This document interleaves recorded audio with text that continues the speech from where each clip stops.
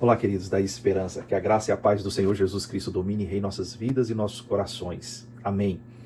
Para a mensagem de hoje à noite, no domingo 8 de dezembro de 2024, nós vamos refletir sobre o texto bíblico que se encontra em Lucas capítulo 1, versículos 67 até o 79. Lucas capítulo 1, versículos 67 a 79. Eu vou pedir que você pause o vídeo agora e que a igreja toda leia este texto. Toda a igreja leia este texto para nós refletirmos sobre as verdades dele. Muito bem, pode pausar o vídeo.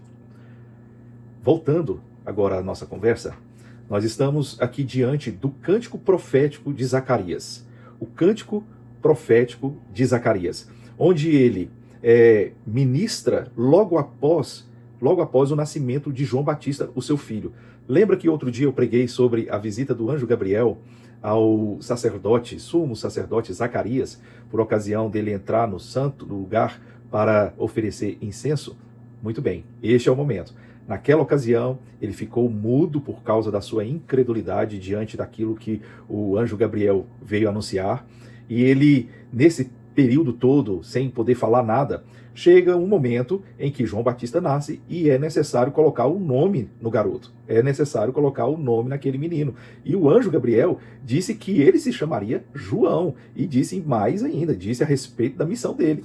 Muito bem, neste momento de colocar o nome João Batista, é que o Senhor concede graça a Zacarias de abrir os seus lábios e de exaltar ao Senhor, com este cântico belíssimo, que começa exatamente com uma palavra chamada Bendito seja o Senhor Deus de Israel, fazendo uma alusão ao Salmo 118, que fala bendito que vem em nome do Senhor, fazendo uma alusão também ao finalzinho do Salmo 106, versículo 48, que fala que todo mundo, ao bem dizer ao Senhor, diga amém. Toda a congregação, diga amém, amém. E assim, então, Zacarias foi iluminado e tocado pelo Espírito Santo, cheio do Espírito Santo. Diz o texto aqui que Zacarias, pai de João, cheio do Espírito Santo, profetizou. E para nós melhor entendermos este cântico, que se chama Benedictus, do latim Benedictus, que significa bendito, é um cântico de exaltação ao Senhor.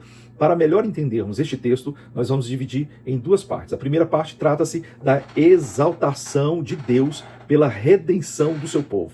Exaltação de Deus pela redenção do seu povo. E Zacarias exalta a Deus com louvor em seus lábios. Versículo 68 e versículo 69. Bendito seja o Senhor Deus de Israel, porque visitou e redimiu seu povo e nos suscitou plena e poderosa salvação na casa de Davi, seu servo. O louvor está em seus lábios, a adoração, porque o verdadeiro Filho de Deus, que clama por redenção, que clama por salvação, quando ele é atendido, quando ele é visitado pelo Espírito Santo, não há outra coisa senão louvar e adorar com toda a expressão do seu ser, com toda a intensidade, com todo o seu coração, de todo o seu espírito quebrantado na presença de Deus. E Zacarias nos mostra exatamente isso, louvando a Deus como expressão de exaltação pela redenção que o povo de Deus estava experimentando naquele momento. Uma segunda forma que ele exalta ao Senhor é o cumprimento da promessa de Deus, é apontando o cumprimento da promessa de Deus. Nós vemos isso no versículo 70, como havia prometido desde a antiguidade por boca dos seus santos profetas. Quando Zacarias recebeu a visita do anjo Gabriel, o anjo disse, suas orações foram ouvidas. Mas ele não estava se referindo apenas às suas orações, as orações dele e de Isabel. Lembra? Eles eram íntegros, eles eram irrepreensíveis na lei, nos mandamentos do Senhor, nos preceitos do Senhor. Nós vimos isso no capítulo 1, um pouco mais atrás. Nós percebemos que eles eram plenamente satisfeitos na presença do Senhor.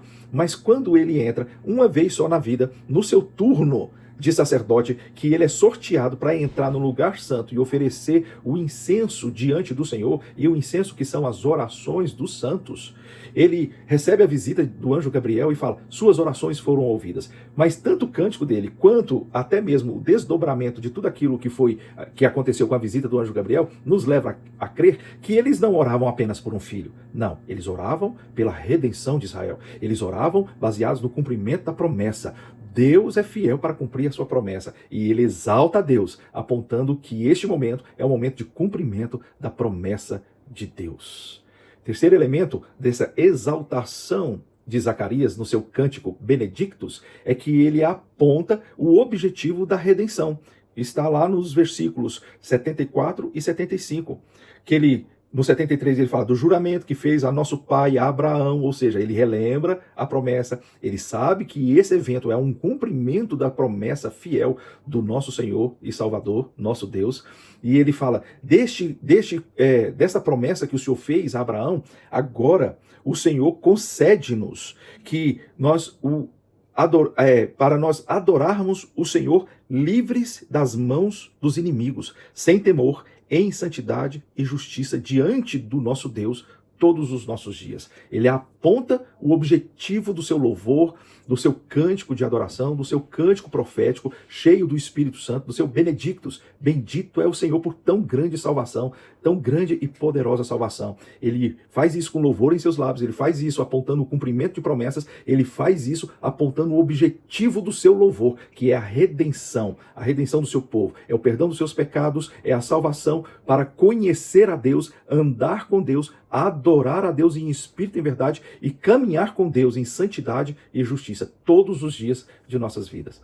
A segunda parte, essa é a primeira parte, a exaltação do nosso Deus pela redenção. A segunda parte do Cântico de Zacarias, do Benedictus, o Cântico de Zacarias, é a parte que ele faz uma declaração de propósito missionário de João Batista. Olha só, começa lá no versículo 76. E você, menino, será chamado profeta do Altíssimo. E você, João Batista, ele está com seu filho em seus braços, certamente. Ali era o 8º dia, que na cultura judaica o pai tinha que colocar o nome no seu filho, ele como sinal de aceitação. Então aquilo que já por 9 meses se estendeu como um mistério. O homem entrou no lugar santo para oferecer o incenso, saiu de lá mudo e ninguém mais sabia o que tinha acontecido, só ele e Isabel. Obviamente que as pessoas começaram a perceber, porque Isabel deu testemunho, glorificou a Deus, exaltou a Deus, e neste momento ele poderia apontar simplesmente o seguinte: olha, Deus me honrou, Deus ouviu minhas orações, Deus me abençoou com um filho, mas não é isso que ele faz. Ele mostra que esse menino, ele na verdade é um instrumento nas mãos do Eterno para o cumprimento de um propósito redentivo para o seu povo. E ele faz isso. Você, menino, será chamado profeta do Altíssimo. Você não veio por acaso. Você veio com um propósito definido. Você veio com uma missão estabelecida. Você é aquele que proclama o nosso Senhor e Salvador, Jesus Cristo. Ele prepara o caminho de Deus. É o cumprimento de uma profecia, de Malaquias capítulo 3, versículo 1. Depois você dá uma olhada lá, capítulo 3, versículo 1 do livro Profeta Malaquias. Lá diz que o Senhor enviaria o seu santo para preparar o caminho do Senhor. E João Batista é esse que prepara. Lembra? De vez em quando nós percebemos nas ruas, né, que nós transitamos, aqueles batedores. São aquelas motos de polícia que antecede uma autoridade, já vai fechando cruzamentos, vai fechando acessos a certas vias para indicar que alguém mais importante está vindo atrás. São os batedores. João Batista é o batedor de Jesus Cristo. É aquele que prepara o caminho do Senhor. É aquele que indica, olha, alguém mais importante que eu não sou digno de desatar as correias de suas sandálias está vindo. E ele vai batizar vocês com o Espírito e com fogo. Eu batizo com água, mas ele virá batizar com Espírito e com fogo. Olha que coisa interessante. Esse é o propósito de todos nós, na verdade. Mas neste momento, Zacarias, em vez de olhar para dentro de si, seu coração, que certamente estava alegre pelo nascimento de um filho tão querido, ele mostra para todos que estavam ali presentes ali com seu cântico Benedictus, que aquele menino veio com um propósito. Não foi um propósito para pegar e ocupar um espaço em uma família que orava por um filho, mas um propósito para glorificar a Deus e apontar o caminho para Jesus Cristo. Depois ele mostra que a sua declaração de propósito missionário de João Batista envolvia o anúncio da misericórdia de Deus para a remissão dos pecados. A gente observa aqui que ele diz: e você, menino, será chamado profeta do Altíssimo. 77 agora, para dar ao seu povo conhecimento da salvação por meio da remissão dos pecados. O pecado é um senhor cruel, cujo salário que paga para os seus escravos é a própria morte. E nós vivemos na opressão desse pecado sem Jesus Cristo. Então você imagina aquele povo debaixo da chibata da escravidão do pecado, sabendo que o pecado muitas vezes usava o próprio inimigo visível. Embora a luta não seja contra carne ou sangue, mas muitas vezes ela é manifesta por carne e sangue. Naquele momento era o Império Romano, que todo judeu tinha o Império Romano como seu inimigo, como instrumento desse pecado que escravizava o seu povo. Então eles clamavam por redenção. Agora os pecados de vocês, os pecados que vocês cometeram andando fora dos caminhos do Senhor serão perdoados. A misericórdia está chegando. Jesus está chegando para perdoar os nossos pecados.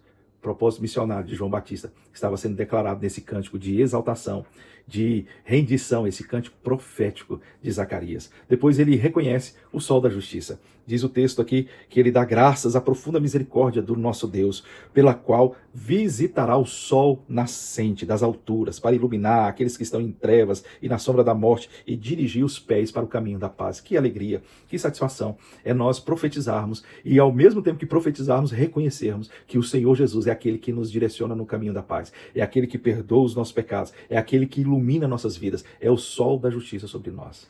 Portanto, queridos, esta é a explicação deste texto, nesses pequenos versículos aqui, do 67 até o 79. Nós ouvimos o cântico Benedictus de Zacarias e percebemos que ele exalta a Deus e que ele declara o propósito missionário de João Batista. E eu quero tirar dessa história 3 especiais lições para nossas vidas e para o nosso coração. A primeira lição que eu destaco deste trecho bíblico para a nossa reflexão é sobre a fidelidade de Deus. Deus é fiel no cumprimento das suas palavras. Deus é fiel em todas as suas promessas. Depois você anota aí, e depois você visita lá o texto bíblico de Josué, capítulo 21, versículo 45. E você vai ver que lá está escrito que Deus, de todas as boas palavras e promessas que ele entregou para Israel, nenhuma deixou de ser cumprida. Ele é fiel para cumprir suas promessas. E tanto a promessa de redenção, que ele já cumpriu em Cristo Jesus, como promessas que são aquelas palavras benditas do Senhor, escritas na palavra de Deus, na Bíblia Sagrada, que alcançam o nosso coração, que aquecem o nosso coração e que tomamos como palavra de Deus para nossas vidas, nos agarramos a elas, porque são promessas de Deus e ele é fiel. Para nós, no tempo cronológico, parece estar demorando, parece estar distante, mas a verdade é que o Senhor vai convergir nos cenários históricos, como convergiu todo aquele tempo, para que Jesus Cristo viesse e salvasse a humanidade. Diz o texto do apóstolo Paulo que foi na plenitude dos tempos, ou seja, na convergência de todos os cenários, de todas as circunstâncias, de todas as coisas necessárias para que a obra do Senhor Jesus Cristo fosse melhor manifesta naquela ocasião. Assim também são as promessas do Senhor. Elas serão cumpridas em nossas vidas, mediante a nossa perseverança, mediante a nossa fidelidade, mediante a nossa santidade, mediante a nossa confiança no Senhor, e no tempo certo ela chegará para nós glorificarmos a Deus. Essa é a primeira lição. Fidelidade do nosso Deus quanto ao cumprimento de suas promessas. A segunda lição que eu quero extrair é uma vida com propósito. Uma vida com propósito. Você já parou para pensar quantas vezes nós clamamos a Deus por manifestação? Eu queria tanto que Deus falasse comigo. Eu queria tanto que Deus atendesse a minha oração. Eu queria tanto que Deus abrisse os céus e manifestasse um milagre em minha vida. Eu queria tanto que Deus abrisse o mar e me fizesse passar em terra seca para a terra prometida. Eu queria tanto que Deus se manifestasse. Mas eu quero te dizer uma coisa. Todas as grandes manifestações do Senhor na palavra de Deus foi para um propósito. Foi para um propósito. Andar com Ele, honrar a Deus, glorificar a Deus e cumprir o propósito missionário de proclamar o nosso Deus. Ele chamou Abraão e falou: eu vou fazer você uma bênção e de você eu vou abençoar as nações da terra, as famílias da terra. Ele falou com Jacó: Jacó, você está fugindo, mas eu estou fazendo de você uma grande nação. Seja fiel na minha presença. Ele se manifestou para Moisés: Moisés, você está perdido nesse campo aqui de Midian, cuidando das ovelhas do seu sogro Jetro.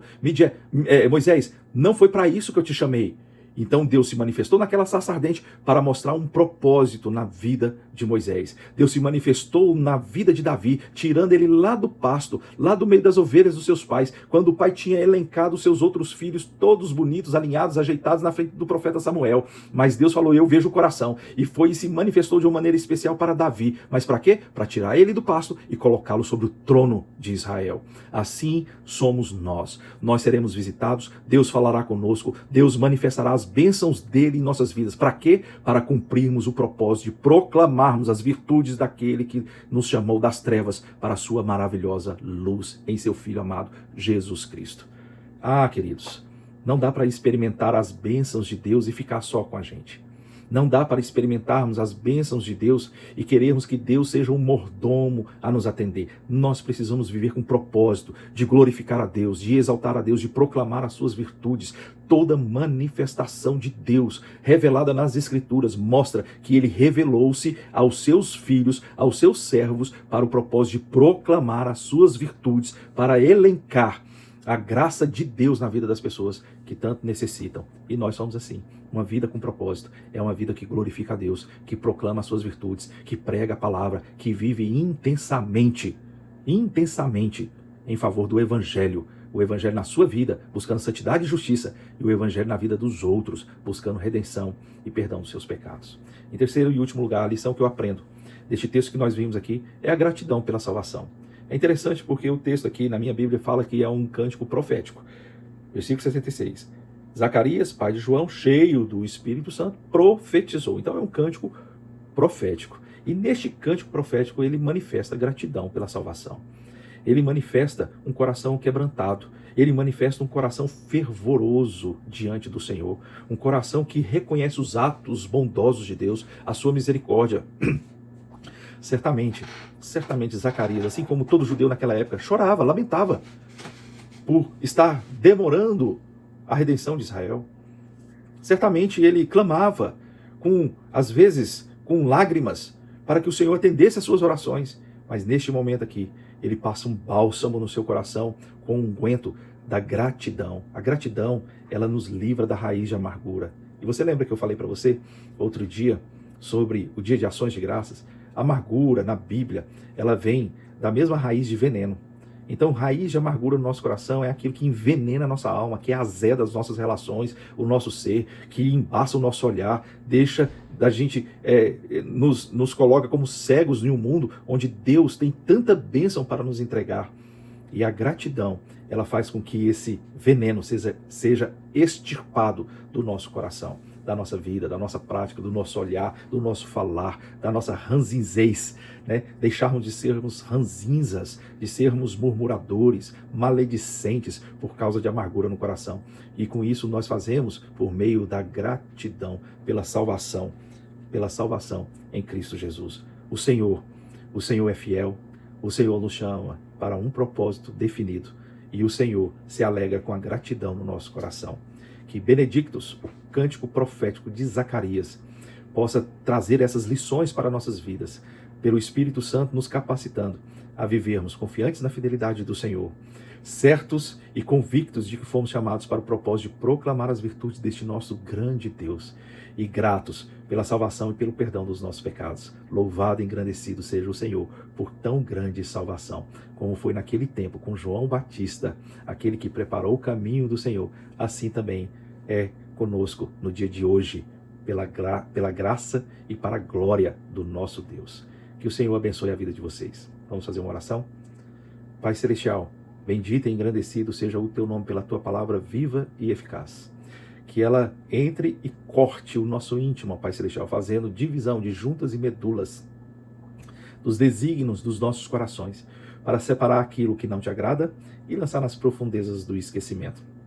E exaltar aquilo, ó Pai Celestial, que honra o teu nome, que glorifica o Senhor, que nos eleva em louvor e adoração, que nos faz quebrantados de espírito e de coração, ó Deus, confiantes nas tuas promessas e na provisão do Senhor para nossas vidas, e que façamos isso, ó Deus, de maneira capacitada pelo Espírito Santo, a agradecer em todo o tempo e proclamar as virtudes do nosso Salvador Jesus Cristo. Que a graça de nosso Senhor e Salvador Jesus Cristo, que o amor de Deus, o Eterno Pai, que a comunhão, as consolações, as virtudes do Espírito Santo, os dons do Espírito, repousem sobre todos, hoje e sempre. Amém, amém e amém. Que Deus abençoe vocês, queridos. Fiquem na paz do Senhor. Próximo domingo estaremos juntos. Um abraço.